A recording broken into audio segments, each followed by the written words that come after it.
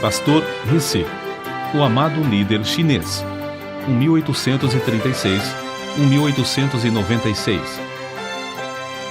Acontecera o impossível e toda a população se condoía de tal tragédia.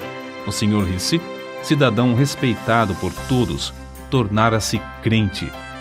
Fazia 2 anos que um pregador da nova religião pregava na província de Shanxi. Enquanto se esperava que enredasse alguns dos mais ignorantes, ninguém imaginava que o Sr. Rissy, homem culto, de grande influência entre o povo e destacado adepto de Confúcio, seria o primeiro a ficar enfeitiçado pelos diabos estrangeiros. Não havia entre o povo quem odiasse tantos estrangeiros como o Sr. Rissy. Mas, de repente, eis que ele estava ligado em espírito ao missionário. Abandonara todos os ídolos. Dizia-se que os queimara. Deixara de adorar as tábuas ancestrais. Não havia mais o cheiro de incenso na sua casa. E o que era ainda mais estranho, o Sr. Rissy desistira de fumar ópio. Os velhos recordavam que Shanxi fora uma das províncias mais prósperas da China e contavam como fora introduzido o fumo estrangeiro, isto é, o ópio. O vício se tornara tão generalizado que todo o povo estava reduzido à maior pobreza. Nem mesmo os mais velhos se recordavam de alguém habituado a fumar ópio que, no decorrer dos anos, tivesse conseguido libertar-se do vício. Contudo, o erudito Rissy abandonara por completo o seu aparelho de fumar e parecia não sentir a ânsia que sentem os que são privados da droga entorpecente. O tempo que outrora passara preparando e fumando o ópio, ele agora o empregava nas práticas, para eles estranhas, da nova religião. Dia e noite, o recém-convertido se aplicava ao estudo dos livros dos estrangeiros. Às vezes, cantava de uma maneira singular, e outras vezes de joelhos, e com os olhos fechados falava ao Deus dos estrangeiros, o Deus que ninguém via e que não tinha santuário para localizar-se. Dia após dia, a Sra. Rissy notava a grande transformação na vida do marido e começou a abandonar o intenso ódio que sentiu quando ele se converteu. Quando acordava à noite, via-o absorto, lendo o precioso livro dos livros, ou ajoelhado, suplicando ao Deus invisível que sentia estar presente. A persistência do homem em reunir todos os membros da família diariamente para os cultos estranhos foi tal que ganhou também sua esposa para Cristo. Para o crente Rissy, Satanás era o temível adversário que realmente é, sempre incansável e constantemente espreitando para derrubar e destruir os crentes. Contudo, para ele o poder de Cristo era igualmente real, e Rissy saía mais que vencedor em todas as dificuldades. Considerava a oração indispensável e, não muito depois de se converter, chegou a reconhecer o valor de jejuar para melhor orar. Foi então que aconteceu a coisa menos esperada. A própria natureza da Sra. Rissy parecia mudada. Ao converter-se, tornara-se profundamente alegre e recebia as lições das Escrituras avidamente. O marido esperava que breve ela se tornasse uma verdadeira companheira na obra de ganhar almas, mas, repentinamente, parecia pairar sobre ela uma nuvem do mal. Apesar de todos os esforços, sentia-se levada, contra a própria vontade, a praticar tudo quanto o diabo sugerisse. Caía, especialmente na hora do culto doméstico, com ataques violentos de cólera. O povo então dizia: o Rissy e sua esposa estão ceifando o que semearam. É, como afirmamos desde o começo, uma doutrina do diabo. E agora, a Sra. Rissy está possuída de demônios. Durante algum tempo, o inimigo das almas parecia invencível. A Sra. Rissy, apesar de todas as orações dos crentes, continuava a definhar, ficando quase sem forças. Nesta altura, Rissy, confiando no poder de Deus, chamou todos os membros da família para jejuarem e dedicarem-se à oração. Depois de orarem 3 dias e 3 noites seguidas em jejum, Rissy, sentindo-se fraco no físico, mas forte no espírito, pôs as mãos sobre a cabeça da esposa e ordenou, em nome de Jesus, que os espíritos imundos saíssem para nunca mais a atormentarem. A cura da senhora Risse foi tão notável e completa que houve grande repercussão em toda a cidade. O povo reconhecera o poder dos demônios sobre o corpo e ali, diante dos olhos, estava agora a prova de um poder maior do que o do diabo. Mas foi o Sr. Risse, mais que qualquer outra pessoa, que se aproveitou dessa sensacional maravilha. Esforçou-se desde então de uma maneira nova a proclamar o Evangelho e dedicou-se, com crescente fé em Cristo, a orar sob todas as circunstâncias. Assim, de uma maneira simples e natural, Risse confiava que o Senhor faria o que prometera em Marcos, capítulo 16, versículos 17 e 18. Estes sinais acompanharão aos que crerem. Em meu nome expulsarão demônios, falarão novas línguas, pegarão em serpentes, e se beberem alguma coisa mortífera, não lhes fará dano algum, e porão as mãos sobre os enfermos, e estes serão curados. Em resposta à oração desse humilde crente, o Senhor cooperava com ele e confirmava a palavra com sinais, como em Samaria, Lida e outros lugares aos tempos dos apóstolos. E, tal qual os tempos antigos, homens e mulheres, ao verem o poder de Deus, convertiam-se ao Senhor. Nunca antes houve alguém para contrariar a Satanás em toda a província de Shanxi. Portanto, não é de admirar que ele estivesse enfurecido. Isso também foi como nos tempos antigos. A perseguição, entretanto, se tornou mais e mais severa, até que, por fim, o povo planejou, ao tempo de uma grande festa pagã, passar cordas por cima dos caibros nos templos idólatras e pendurar todos os crentes pelas mãos até que se retratassem e negassem a fé na religião dos estrangeiros. Ora, Risse era tão prático como espiritual e levou o caso ao conhecimento das autoridades.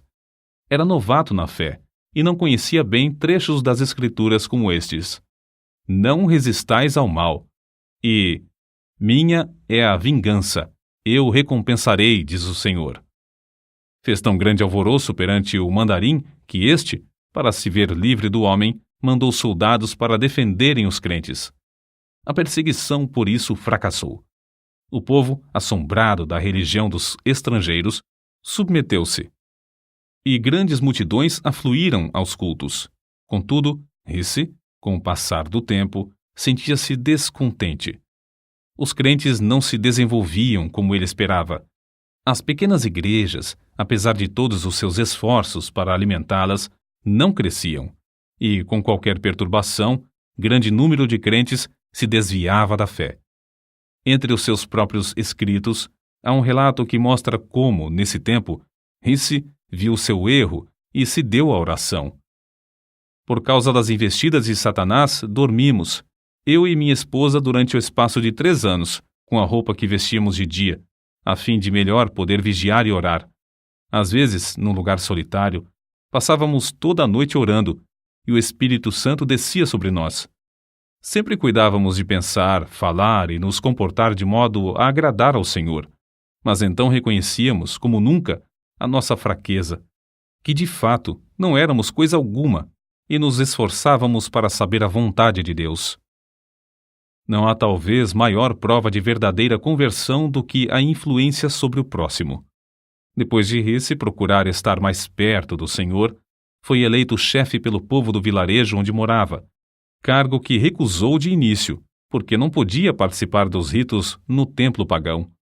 Mas esse fato foi previsto pelo povo, de modo que insistiram para que aceitasse a magistratura com a condição de ficar desobrigado de quaisquer solenidades que diziam respeito aos deuses.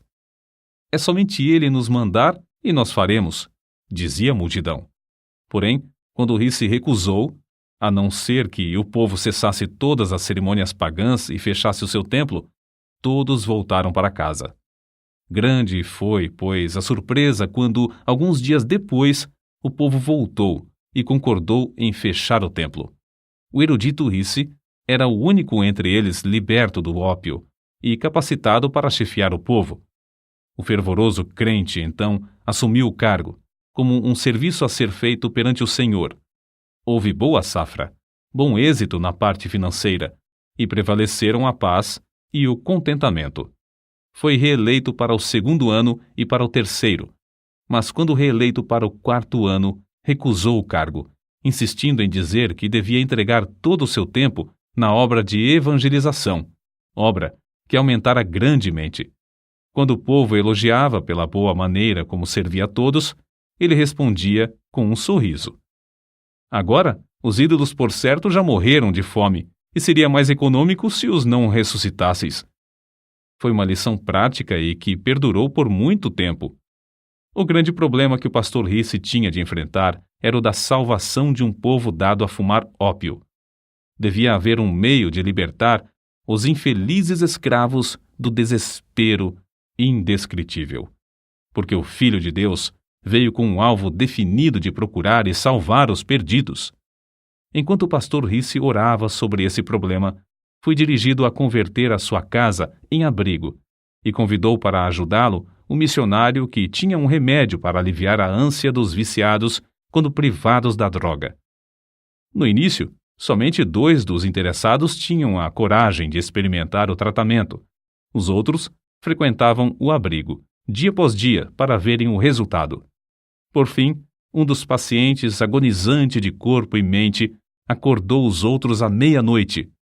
Em resposta às orações, o Senhor, que é o mesmo ontem, hoje e para sempre, o aliviou imediatamente. O gozo do homem que fora liberto era tanto que um após outro dos mais interessados solicitaram permissão para começar o tratamento imediatamente. Nessa altura, faltou-lhes o remédio importado que usavam para diminuir os sofrimentos dos enfermos. Acerca disso, assim escreveu fervoroso Risse.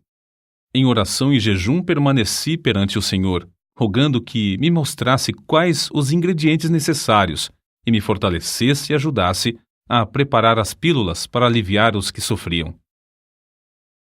Para distrair os pacientes e aproveitar o ensejo, o missionário ensinava-lhes hinos e passagens da Bíblia, realizava cultos 2 vezes por dia e fazia os interessados repetir, hora após hora, trechos das Escrituras. Quando lhes faltava outro recurso, recorriam às pílulas preparadas pelo pastor Risse, as quais faziam o mesmo efeito do remédio importado. Contudo, o fiel Risse não confiava nas pílulas, nem as fabricava sem antes jejuar e orar. Costumava, ao fabricar as pílulas, passar o dia inteiro jejuando. Às vezes, de tarde, estando demasiadamente cansado para continuar de pé, saía para passar alguns minutos perante Deus. Senhor, é a tua obra, dá-me a tua força. Era o seu pedido, e sempre voltava renovado, como se tivesse comido e descansado.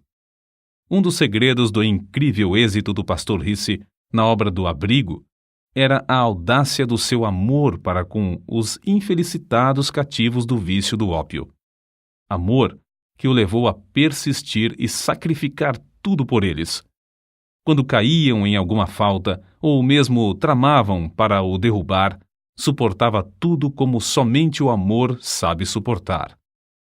Quanto mais o pastor Risse orava, tanto mais Deus aumentava a obra. E quanto mais crescia a obra, tanto mais ele sentia o anelo de orar.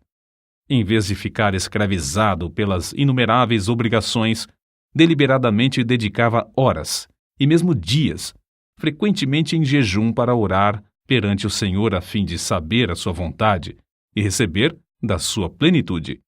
Certo dia, quando assim orava, o Senhor o impressionou profundamente acerca do povo da cidade de Shaocheng, que vivia e morria sem saber o caminho da salvação. Mas como podia ele abrir outro abrigo em uma cidade da qual não conhecia os costumes? Como podia arranjar tempo? Porém, enquanto orava, o Senhor lhe disse: todo o poder me é dado. Mas como podia ir sem recursos? Não possuía dinheiro suficiente para pagar a passagem até aquela cidade. Persistiu em orar, e o Senhor continuou a aplainar as dificuldades. Dinheiro? Era de dinheiro que precisava para abrir os corações e ganhar almas? Se o Senhor chamava, não supriria a ele todo o necessário? Os muros de Jericó não caíram rentes ao chão sem a intervenção de mãos humanas? Assim, ao findar o ano de 1884, 5 anos depois da sua conversão, o pastor Risse era o dirigente de uma obra que se estendia de Tengitsuen, ao sul de onde morava, até Shaocheng, 60 quilômetros para o norte. Havia então 8 abrigos e um bom número de congregações espalhadas entre eles. Mas o pastor Risse não podia conter-se. À distância de um dia de viagem, ainda mais ao norte, estava a grande cidade do Rochal. Constrangido pelo amor de Deus, suplicava ao Senhor que o usasse para iniciar uma obra ali. Todos os dias, orava insistentemente por Rochal, no culto doméstico. Por fim, a senhora Risse não mais se conteve e perguntou: Já oramos durante tanto tempo. Será que agora não convém agir? Por certo, se tivéssemos dinheiro, respondeu seu marido. No dia seguinte, o pastor Risse, no culto doméstico, orou como de costume. Ao findar a reunião, a esposa, em vez de retirar-se, avançou e colocou um pacotinho sobre a mesa, dizendo: Acho que o Senhor já respondeu às nossas súplicas. Admirado e ignorando o que ela queria fazer com aquele gesto, tomou o pacote da mesa. Continha algo pesado, embrulhado em várias tiras de papel, e dentro do papel, um lenço. Ao abrir o lenço, encontrou os objetos mais prezados por uma senhora chinesa: anéis, pulseiras, brincos, grampos de ouro e de prata, objetos que lhe foram presenteados quando se casaram. Com os olhos cheios de lágrimas, ele olhou para a esposa e notou pela primeira vez a diferença na sua aparência, sem os enfeites usados pelas mulheres casadas. Não havia mais aliança no dedo e, em vez dos enfeites de prata nos cabelos, viam-se as tranças seguras por fios de barbante. Quando ele quis recusar a oferta, ela insistiu alegremente, dizendo: Não faz mal, posso dispensar essas coisas. Rochal deve ter o evangelho. O pastor aceitou a oferta de sua esposa e sabia que ela representava profundo sacrifício.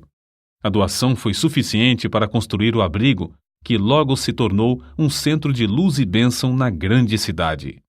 Depois de abrir o trabalho em Rochal, realizou-se uma convenção na qual foram batizados 70 dos novos convertidos.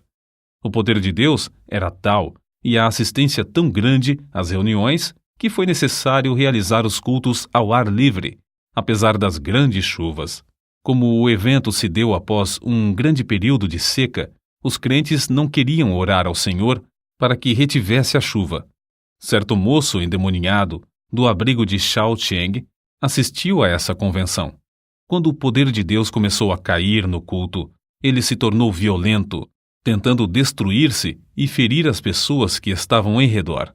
Quando o pastor Risse se aproximou, o moço deixou de gritar e de lutar. E os homens que o seguravam disseram: Ele está bom, agora está bom. O espírito já saiu. O pastor, contudo, não se enganou. Pondo as mãos sobre a cabeça do moço, orou com instância, no nome de Jesus. Houve alívio imediato, e quando o pastor se retirou, o moço parecia completamente liberto. Certo crente, comovido ao presenciar tudo isso, tirou $50 do bolso e disse ao pastor: Aceite isso. Sei que as despesas da obra são grandes. O pastor, surpreendido, aceitou o dinheiro, mas ao pensar sobre o caso, sentiu-se turbado. A importância era muito elevada e ele a aceitara sem pedir conselho ao Senhor. Retirou-se imediatamente para levar o caso a Deus. Apenas tinha começado a orar, chegou um crente apressado. O endemoniado estava mais violento do que nunca, e os homens não podiam segurá-lo. Ao chegar o pastor à presença do moço, o espírito clamou: Podes vir, mas não te temo mais. Parecias tão elevado como os céus, mas agora é baixo, vil e insignificante. Não tens mais poder para me domar. O pastor, reconhecendo que perdera a fé e o poder ao aceitar o dinheiro, dirigiu-se ao crente que lhe o dera, enquanto o infeliz endemoniado blasfemava em alta voz. Devolveu toda a importância, explicando como, ao receber o dinheiro, perdera seu contato com Deus. Depois, com as mãos vazias, mas com o coração cheio de gozo, voltou novamente para onde estava a multidão alvoroçada. O moço continuava furioso. O pastor, porém, estava em contato com o mestre. Calmamente e em nome de Jesus, ordenou ao espírito que se calasse e saísse.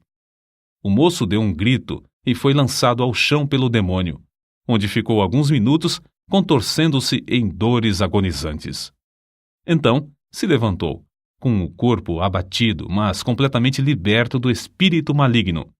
Certo missionário escreveu o seguinte acerca de Risse: o pastor Risse era perenemente alegre, servia ao próximo incansavelmente, tratava a todas as pessoas com a maior delicadeza. Nunca se comportou levianamente, nem desperdiçou o tempo em assuntos desnecessários. Ganhar almas era a paixão da sua vida. Era impossível estar com o pastor Risse sem orar. Seu instinto em tudo era o de olhar para Deus. Muito antes de clarear o dia, ouvia-o no seu quarto, orando e cantando horas a fio. A oração se parecia com a atmosfera em que vivia, e ele esperava e recebia de Deus as mais destacadas respostas. Lembro-me de que, certa vez, quando viajava com ele, hospedamo-nos em uma pequena pensão. Foi procurado por uma mulher que tinha uma criança de colo enferma e que sofria muito. Homens e mulheres, em todos os lugares por onde passava, também o procuravam. Reconheciam que era homem de Deus e que podia socorrê-los. O pastor Risse ficou em pé imediatamente, cumprimentou a mulher com o filhinho, tomou-o nos braços e orou pedindo a Deus que o curasse. A mulher, grandemente consolada, partiu. Algumas horas depois, viu o menino são, correndo e brincando. Tais acontecimentos eram comuns. Nunca me esquecerei da convenção realizada em Pyongyang. Ao nos aproximarmos do local, durante a noite, ouvi os crentes chorando e orando em voz baixa. Ali estava o querido pastor Risse, juntamente com um grande número de irmãos, todos ajoelhados, clamando ao Senhor e suplicando que salvasse seus parentes e amigos. Acreditavam no poder da oração e se dedicavam à intercessão. Durante todo o inverno, o pastor Risse esteve sob o poder do Espírito e transmitia esse poder ao próximo. Quando encontravam um auxiliar passando por alguma prova, jejuava, orava e impunha-lhe as mãos. O resultado era que, geralmente, os auxiliares recebiam o mesmo poder. Nesse tempo, também havia grande falta de sujeição à palavra de Deus. O pastor Risse, porém, em tudo entregava-se à oração. No decorrer dos anos, tornou-se poderoso em expor as Escrituras. A força e a resistência que Risse manifestava sob provações físicas e mentais eram extraordinárias. Recebia virtude de Deus para realizar a obra divina. Quando já velho, podia andar 45 quilômetros de uma vez, e depois de jejuar por 2 dias seguidos, podia ainda batizar 50 pessoas sem descansar e sem interrupção. Por fim, com a idade de 60 anos, no meio da lida desta vida, Deus o chamou. Na mesma sala onde, antes da sua conversão, fumava ópio, passou alguns meses de cama, sem qualquer sofrimento, apenas com as forças quase completamente esgotadas. Na manhã do dia 19 de fevereiro de 1896, ao fechar os olhos aqui no mundo para ir estar na presença de seu Senhor, centenas de seus filhos na fé, que o amavam ardentemente, não puderam mais conter-se, rompendo em grande choro e fortes soluços. Durante sua vida terrena, entregou tudo ao Senhor. Para ele, não existia coisa demasiado preciosa que não pudesse usar para o seu Jesus. Não havia labor árduo demais, se pudesse ganhar uma alma pela qual seu Salvador morrera. Nunca encontrou cruz pesada, se pudesse levá-la por amor de Cristo. Jamais julgou o caminho difícil, tratando de seguir as pisadas de seu mestre. Assim, o fiel pastor Risse foi promovido para fazer serviço mais alto, mais sublime, para estar em mais íntima ligação com Jesus. A obra pioneira que deixou em Shaoxing, Tengsuen, Roshao, Taiyuan, Pyongyang e dezenas de outros lugares é como pujante fortaleza e como resplandecente farol, dissipando as trevas do paganismo na China. Os abrigos e as igrejas fundados nesses lugares permanecem como imponente monumento à sua memória.